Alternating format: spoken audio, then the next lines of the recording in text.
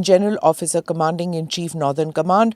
Prior to that, he served as the Deputy Chief of Army Staff, Information Systems and Coordination, and as the General Officer Commanding of the 9th Corps.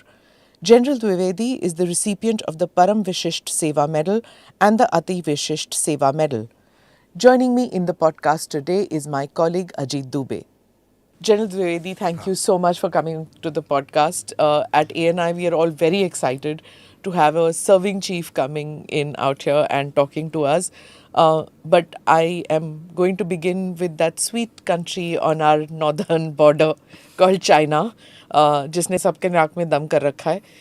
So I just want to know where are we right now on the boundary situation, disengagement and de-escalation.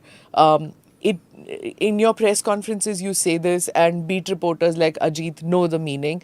But for in layman terms, what do these two terms mean? Where are we right now on the boundary situation with our wonderful neighbor? So let me explain the disengagement part as such. Sir. So as you are aware, in April 20, that some places we had difference of perception and we had to lead to violent means. So when that happened, there was some kind of if I can say that, both sides were in contact with each other. And over a period of time, both sides then decided to get back. So when they get back, then it's called as disengagement. As you are aware, Rezangla, Rechenla, that's something which we had done earlier. But some places where we felt there is a requirement kind of resolve that issue further. So on 21st October 2024, we signed those documents or agreements, and thereafter, wherever such issues were still pending, we could resolve that. Now what happens once you have done that? What is the next stage? Next stage, like I keep saying, that both sides, in their own side, that is China side and India side, what you have done, you have constructed billeting, you have constructed few roads over a period of time. So what happens, the capability to bring the troops forward changes vis-a-vis what it was earlier. So if that be the case, what you do? You define the new definition that how do we go about ahead of as far as this is concerned. Though the petroleum grazing rights and other issues have been resolved, there is a need to harmonize this. And that's when the military side, you have seen that from the battalion commander till corps commander level, we have allowed people to talk to each other so that wherever there is some kind of a doubt, we can raise the level and resolve it.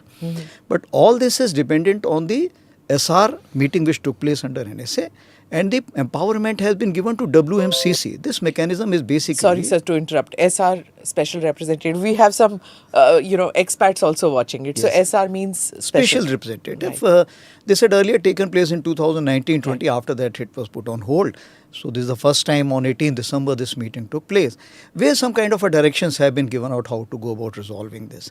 Then the WMCC, that is headed by the Joint Secretary of the MEA, under which one of the reps of the military is also there.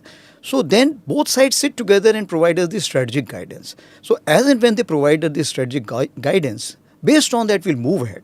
But meanwhile, what I have done, I have empowered all the corps commanders along the line of actual control to make sure that whatever issues can be resolved at their level where there is a misinterpretation of understanding and which can escalate to a violence, that should be something. So we had, what are we looking at?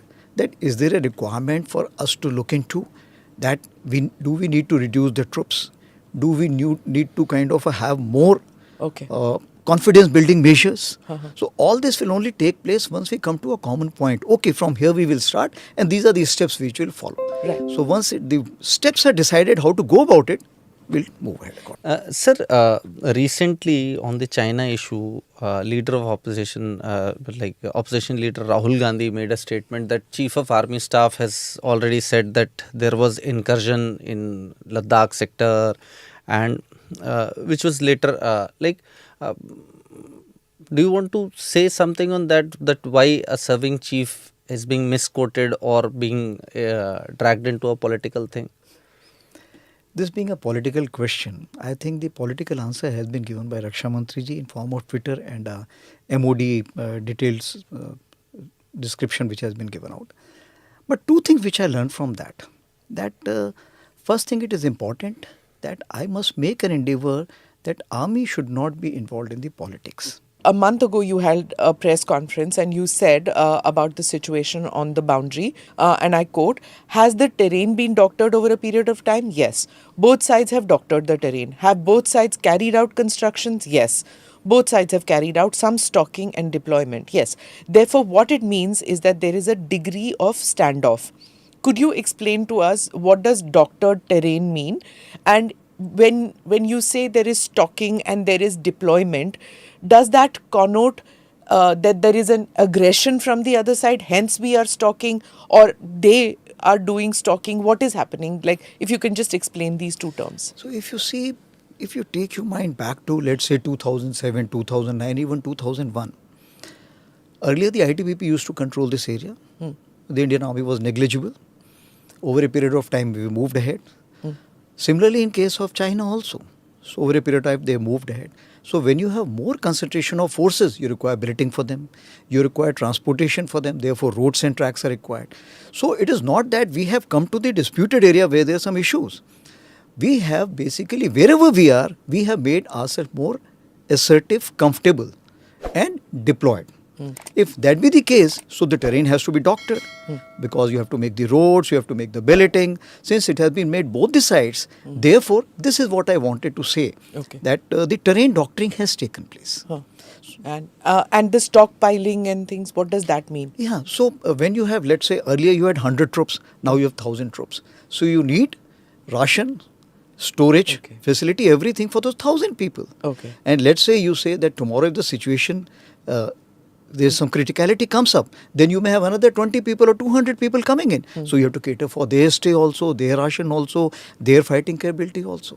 So that is what the other side is also doing the same thing? It is both sides. We have more soldiers on the border as boundary as compared to the earlier situation before 2020, before 2018. Is there more people there that we have?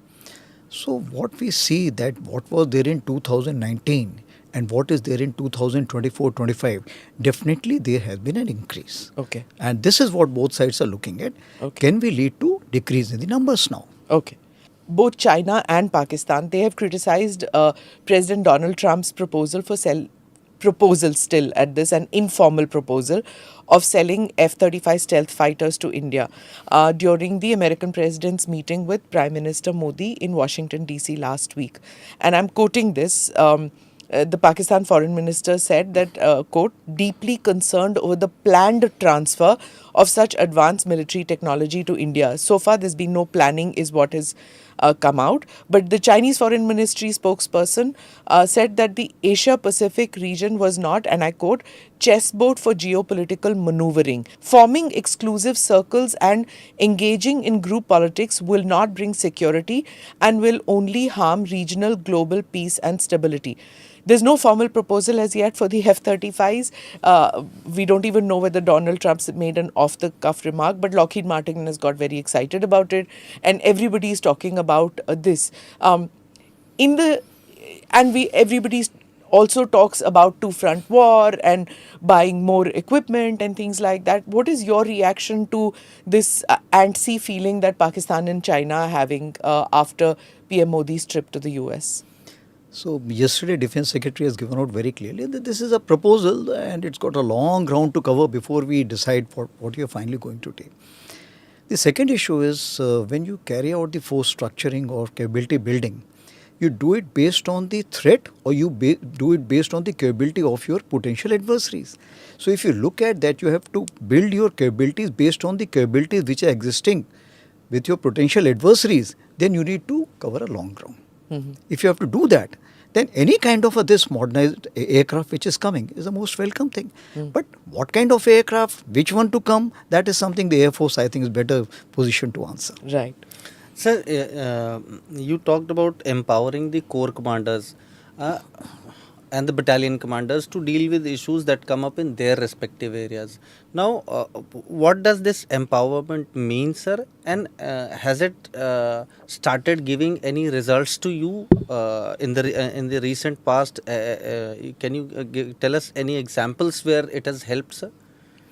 So, if you take your mind back, when I took over as Army Commander, Northern Command in 2022 Feb, the first thing I asked, okay, who all are talking to each other? It was told only corps commanders will talk to each other, no one below that. So moment you raise a level, you will find the degree of rigidity is much more. The science and art of battlefield tells you that forward troops who are in contact with each other would like to resolve the situation much more vis-a-vis the people who are sitting behind. So what I did, I started delegating this kind of a freedom to the battalion commanders, brigade commanders and others.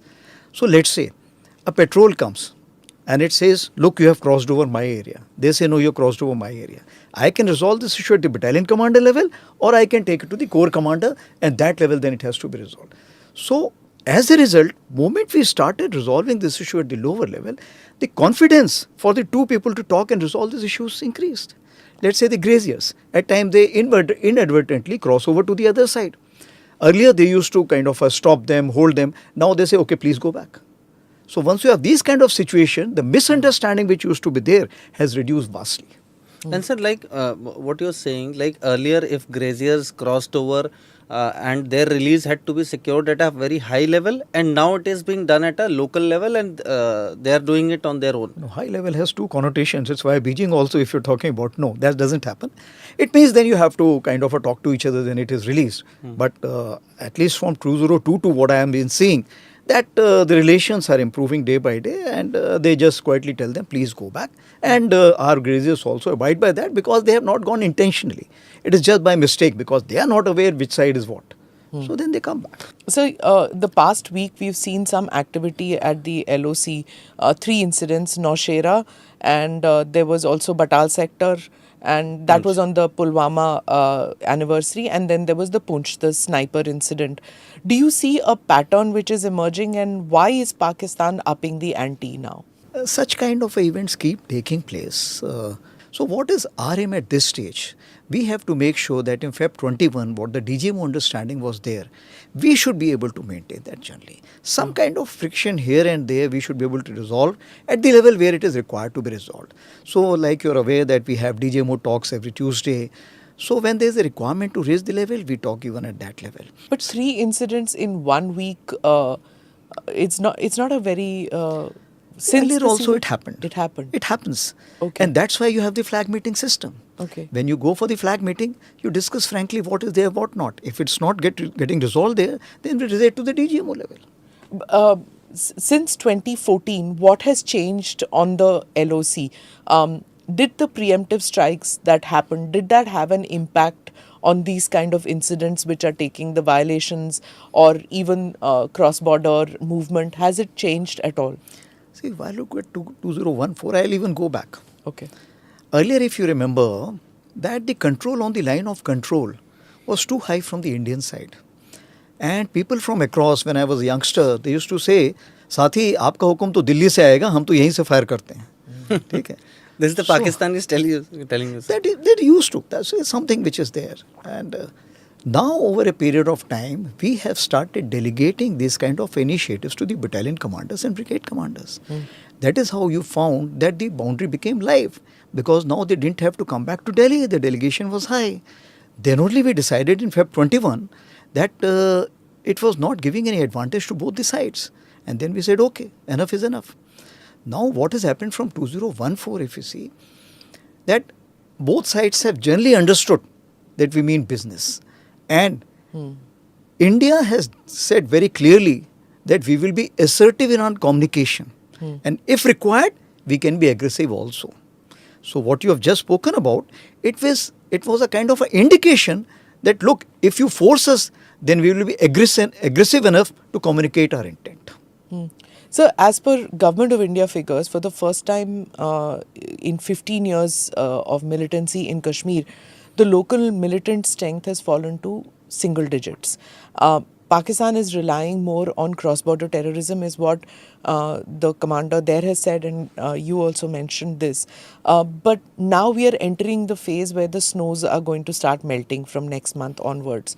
Do you see, like every year which we have seen since the 80s and the 90s, a rise in infiltration which will happen? सबसे पहले तो कश्मीरी से पूछिए कि snow कितनी गिरी है. The problem today is this time the snowfall has been really less vis-a-vis what we were expecting. And this will have its own issue on the higher reaches. But what you rightly said, that when the snowfall is there, then the infiltration comes down to the south of Pir Panjal ranges. And as the snow melts, it goes back to the north of Pir Panjal also. But it does not mean the south of Pir Panjal will remain quiet. That will continue the way it is. The second thing what you have said that the Indian side, the Kashmir side or Jammu Kashmir side, the local terrorist number has reduced. The number of recruitment has also reduced a lot. Why?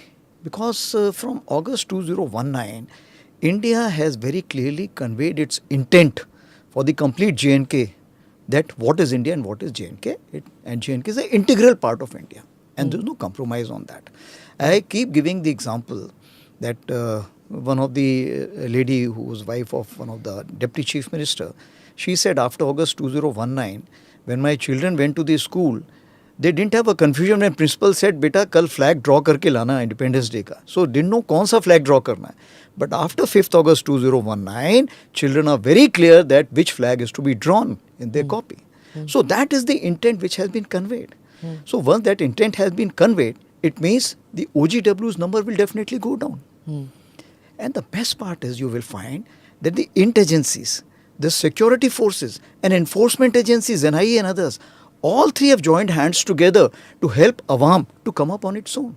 And now you have injected the development. Once you've done all these things, definitely there will be a sea change. And that's why we are saying that our theme of terrorism to tourism is actually seeing signs of success today.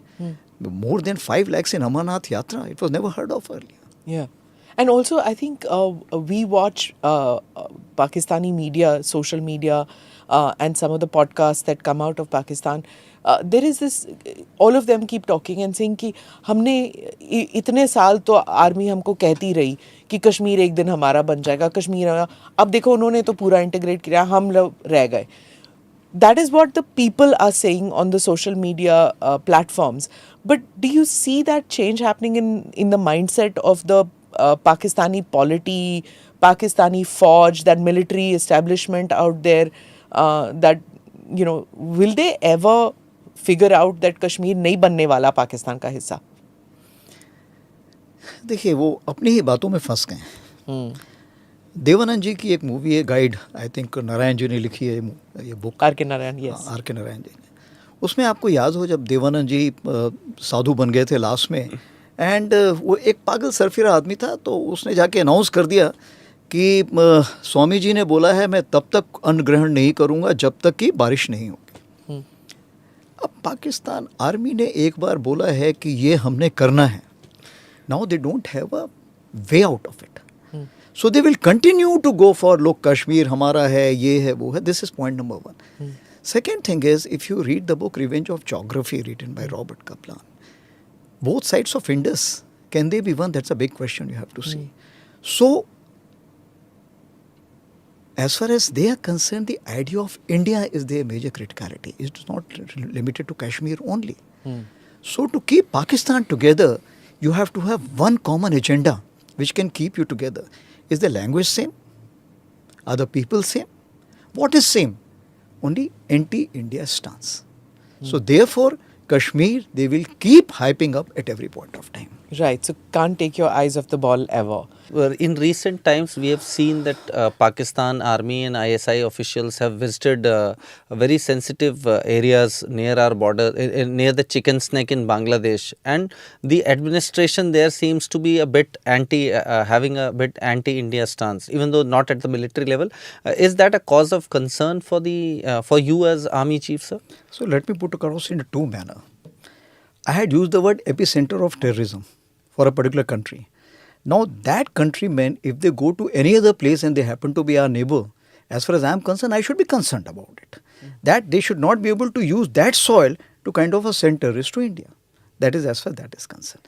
As far as the second setup is concerned, that how is the administration, my stance is that when we have elected government, then we can say how should be our relationship. But so the military relationship is concerned is very strong. And we are able to exchange notes whenever we want. And that's what we have been doing it.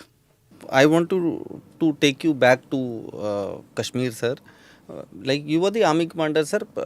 पिछले साल में इन लोगों ने एक south of Pir Panjal in the Poonch, Rajouri, Jammu sector, they tried to infiltrate lot of, it was said they were SSG commandos and they had infiltrated. And then we suffered a lot of casualties, lot of operations were taking place, they were doing a lot of ambush. What was that, sir? Why was it happening? Like, what was their intent? Was it to, like, was there a larger design? Because I'm seeing ki after a few months, all those incidents, attacks have stopped. Like, why did it happen, sir? देखिए, कहीं भी investment जब आएगा वहाँ आएगा जहाँ पे risk factor कम है. So what started happening that if you see the Poonch Rajouri area, the development was coming in. The Mughal Road was being frequented by the tourists. Even Uyo, and if I can say that the guest rooms etc. were coming up for people to come and visit. If you see, there was an ad also that we will show you line of control also from various places. So suddenly the money started getting invested, people started becoming interested towards that. Same is the case with the Doda Kishtawar. Now moment you have that, what it shows, that if you shun terrorism, the development will come. Now that was a major cause of worry. Secondly, what had happened? That you keep kind of readjusting your force level depending on the threat profile. So some forces were adjusted here and there. So there were gaps which was there. And the gaps were exploited. So the police was also less. The int network was also focusing on somewhere else. The military was also comparatively less. So these gaps were exploited. And now if you see, once we have inducted approximately 15,000 troops more, you see the situation is normal. The OGWs have also gone down. And like I told you, the trio of the security forces, the int forces and enforcement agencies, all three have made sure that everything is all right there. And now you see the results, the way it's coming up. Right. But sir, was it really the Pakistan Army SSG which had entered? Any inputs on that, sir?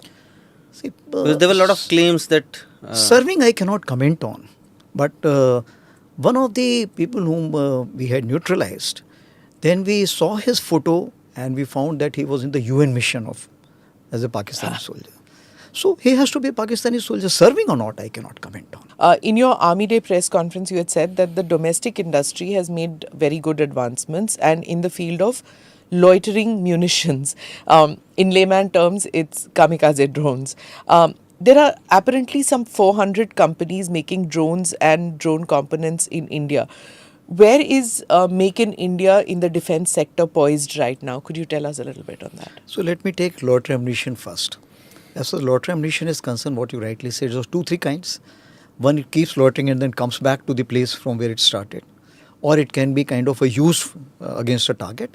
And the second one is kamikaze, what you already said, that it will go, it's not retrievable, it will go and destroy something. As of today, there are 40 companies in India which are making this. And approximately 900 crores worth, that is approximately 550 equipment, we already bought as far as loitering equipment is concerned.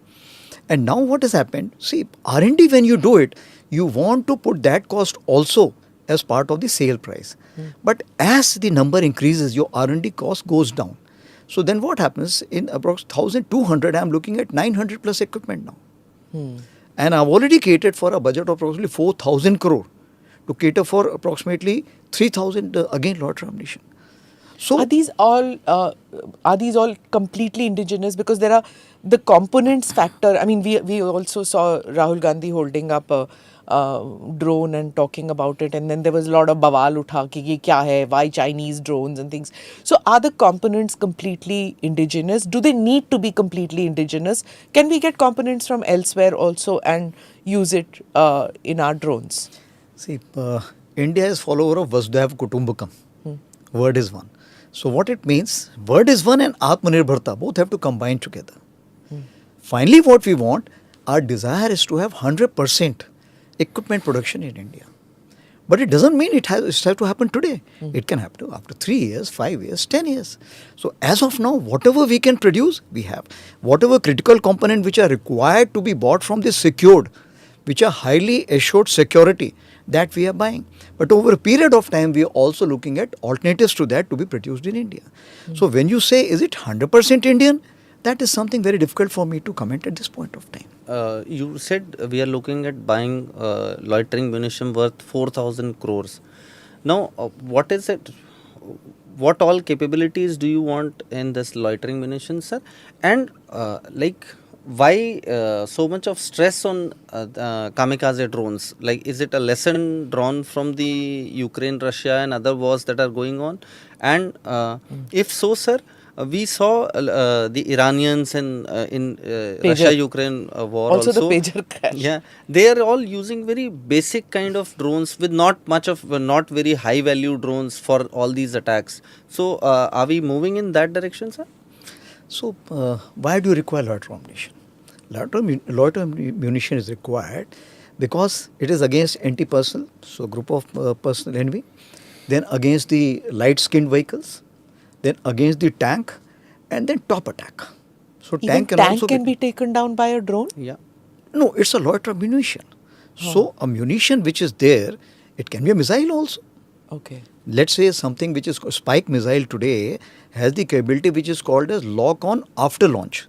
So if there's a, let's say, a hill in between, so you fire from here, it goes across, sees the tank, and thereafter you can say, okay, this is the tank you need to destroy. So that is also a kind of a drone, yes. Yeah. So this loiter munition is something, it can be used against a tank straight also, that is head on the side or front, and top attack also. And what you have seen in the Ukraine war, the top attack drones or loiter munitions have been the most successful ones. Now coming on to what you have learned from the Ukraine war. The two things which you have learned is firstly that the duration of war is not within your control. Yeah. It is equally to be decided by the enemy and all those who are supporting the enemy in the background. That is point number one. Secondly, adaptation under fire. It means your leadership should be able to adapt to the situation. The technological innovations and indigenization, all these things you should be able to adapt. And the third thing is you should be able to quickly change the doctrine of application or the TTP is what we say. But also manpower, right? Ukraine Yes. in the initial couple of weeks had that issue with manpower. They didn't have enough standing army. So that is also something that we have to look at. The third thing what you rightly said is the citizen warrior, where every citizen becomes a warrior, because the war is not fought by the military alone, it is fought by the nation. So when the nation fights, everybody plays an important role. Space warrior, cyber warrior, info warrior, all these people are already in the background, they are not in front. Okay. So my question naturally will be about this integrated battle groups that we are talking about. And sir, sorry to interrupt, ma'am. On this, sir, you said we need more numbers. What I can understand is in terms of fighting force which is ready. So in this context, you think the Agniveer scheme will help us meet the numbers in case of a future war? There are trained people, trained citizens ready to fight for you when you need them? So let's see, earlier there used to be a system of reservist. Yes, sir. Over a period of time we realized reservist is not working that much. Now Agniveer is what? You train for 4 years, thereafter you are available. And the way we are seeing that the Home Minister ji himself has said that I will be absorbing a large number of these Agniveers, even the state police forces and others have also said. Paramilitaries and So when you look at the whole of nation, what is the strength? It's 12 lakh army, you have the Air Force, you have the Navy, and you got the CAPFs. So as far as the force number is concerned, we have got adequate. And this Agniveer will be an add-on. Now Agniveer, what advantage does it give you? That is this technologically more aware, more adaptable. That is the advantage which you have. And the one which you find is better, you keep it. Rest all go back into the mainstream and they become responsible citizens of India. But they are available to you at any point of time. But you also need an agile fighting force. And these boys and girls who are coming out into Agniveer, and then when you form these integrated battle groups, I'm presuming they are young lads, young girls who will be there and trained to take on these hybrid wars which are going to be the future wars. Right? Am I? Yes, you're correct. I'll take you just back that what is the generations of warfare. There are 5 generations of warfare, starting from trench warfare, Then we had the machine guns and artillery. Then we have the maneuver warfare, the tanks and others came in. Thereafter, what you rightly said, use the word hybrid warfare, the non-state actors came in. And the fifth generation is artificial intelligence, quantum, cyber, space. So as you find that in the last stage, that's the fifth stage which is there, this young generation will play a very important role. But the point to note is that in Indian conditions, I have to cater for all the five generations of warfare. The trench warfare is not going away. The machine guns and artillery is not going away. So I have to cater for this also, I have to cater for this also. So I have to have a healthy mix of all the experienced soldiers who can fight first, second, third, fourth generations of warfare, and also have to young generation which should be able to cater for the fifth generation of warfare. Okay, so for those who think that ab ye aa gaya hai, ye nahi hai, you're saying it's going to be all through. I have this quote which from Raksha Mantri, I was just reading about this. And I'm quoting from what he said recently. He said many unconventional methods like information warfare, AI-based warfare, which you just said, proxy warfare, electromagnetic warfare, space warfare, cyber attacks are now posing a challenge to us. The dominance of different countries in the availability of electronic chips is also a problem. Monopoly on rare earth materials also indicates a big challenge. Hybrid warfare and grey zone warfare are adding to our challenges. So if you can break this down for me, how are the electronic chips a problem? What is grey zone warfare? These two things. Okay, so firstly let me explain what is grey zone. As far as the grey zone is concerned, simplest term if I can put it, that anything which is non-conventional in nature, non-kinetic in nature. Are we fighting the grey zone battle today? Yes. If the power, let's say the power production house, there is a blank and the light goes out. If there is a train transit system, if that stops, if something happens, is it part of the grey zone? Answer is yes. Okay. So the grey zone is something which is going in all these fields which you have already said. Okay. Including what we are talking about, what is happening in J&K. Is it part of the grey zone? Again, it's part of the grey zone. So grey zone is something which will remain where it is non-attributable most of the time. Mm-hmm. Now coming on to the chip which is there or the rare earth material. This is something which is, I think the whole world should have taken a note of. That do we want anybody to have a monopoly? If it's a monopoly, what will happen? That the denial for others will take place. And denial of facilities and services for others will create a problem for their fighting capability. And that is why we are now trying to make sure that we should be Atmanirbhar in these things also. Right. And as far as the mineral rare material is also concerned, it's available all over the world. So it's high time that the like-minded people should get together and approach those countries that look, we need to carry out trading in this aspect also. Right. You have been supporting the indigenous industry a lot. I've seen you driving the new quick reaction fighting vehicles in Leh, sir. This is what happens, sir, when Ajit is there, because beat reporter hai, he knows, he's seen more than me. So that's why he has a leg up on me. Yeah, I remember he was there that day. Yeah. So I've seen you driving that. I've seen you moving around, trying new rifles and all those things, sir. But when we talk about indigenous industry, sir, the basic assault rifle that our troops use is now the 6-SOR, which is American. And in future they'll be using, and now they've already started using the AK-203 in large numbers, which is a Russian joint venture. So sir, like as a common citizen of the country, how do I put faith in my domestic industry in the defense sector when they can't even produce a basic assault rifle, sir? So you have faith in ISRO? Yes, sir. You have? Why? Because ISRO was encouraged to carry out those things much before others were told. Nuclear power plant, you have faith in that? Because this was again started much earlier. Therefore, now coming on to the small arms. Earlier the license was not there for small arms production. So when the license is not there, how the R&D will start? Today, all the private manufacturers are saying, had you given me a lead time of 10 years, I would have been exporting this equipment to all over. Finally, 2017, the small arms production for the private parties was given.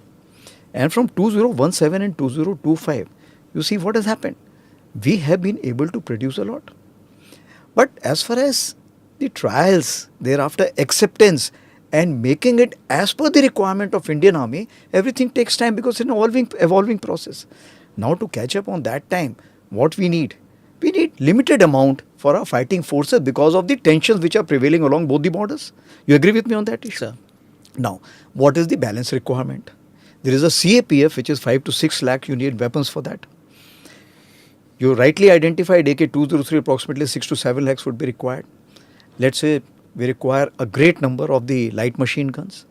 Carbines which you require about 4 to 5 lakhs. So the market is huge. And this market is going to be coming, or the purchase is going to come from India only. So all these weapons are going to get flooded over a period of time, even sniper rifle. So when somebody says that, look, my weapon is ready. Yes, if your weapon is ready, there are procedures. And the procedures are falling in place. Today, when I say that the Indian industry is ready, and by 2027, these weapons will start getting inducted into the Indian Army. Are they comparable to the foreign counterparts? Because we have been buying so far. Are they comparable to the foreign counterparts in the manufacturing sector? As far as the small arms are concerned, we are only taking when they are comparable or much better. Okay. That is what we are looking at. But if you look at, if we need to give impetus to Atmanirbhar or Make in India, so we have to see that it has to be a spiral development. So let's say even if equipment may not be of that superior quality, but if it's a shade below also, but if it meets my requirement for the time being as a Mark 1, I should take it. Then I move for Mark 2.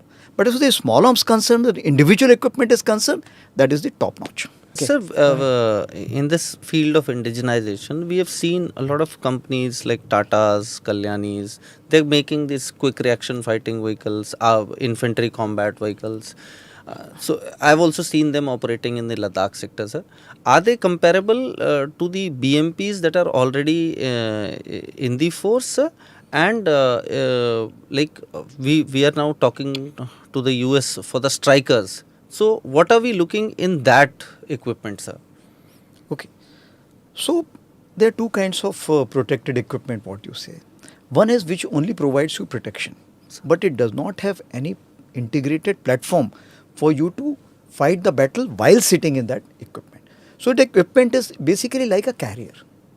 The other equipment, it has a platform, it has a visibility factor, it has firepower, it has a protection, and it can support integrated battle with other, if I can say that, class vehicles which are there, tanks and BMPs.